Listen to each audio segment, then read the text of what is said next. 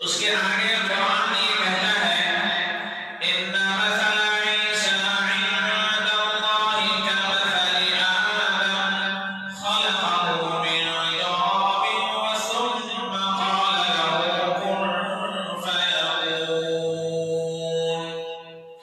حضرت عیسیٰ علیہ السلام کی مثال اللہ کے نزدیک حضرت آدم کی طرح ہے.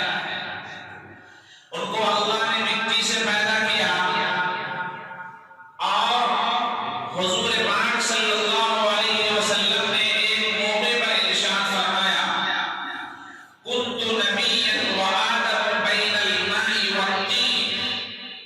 اس سے یہ پتہ چلا کہ قرآن نے جو کہا کہ حضرت آدم کو مٹی سے پیدا کیا، رسول اللہ صلی اللہ علیہ وسلم کی وہ حدیث اس پر فٹ بیٹھتی ہے. حضرت عیسیٰ علیہ السلام اور حضرت آدم میں فرق یہ ہے کہ حضرت آدم بغیر ماں بغیر باپ کے پیدا کیے گئے اور حضرت عیسیٰ مسیح علیہ السلام بغیر باپ کے ماں کے ذریعے سے پیدا کیے گئے. بہرکیف قرآن آگے یہ کہتا ہے کہ وہ کارنامے معجزاتی طور پر کیا انجام دیں گے.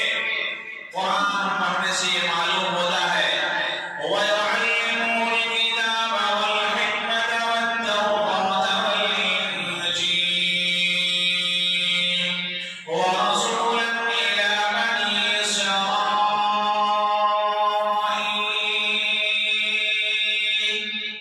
حضرت عیسیٰ علیہ السلام کا کام یہ ہوگا کہ وہ لوگوں کو الکتاب والحکمت والتوراۃ والانجیل، انجیل یعنی آسمانی کتابیں، توریت، انجیل، زبور، ان تمام کی وہ تعلیم لوگوں کو دیں گے.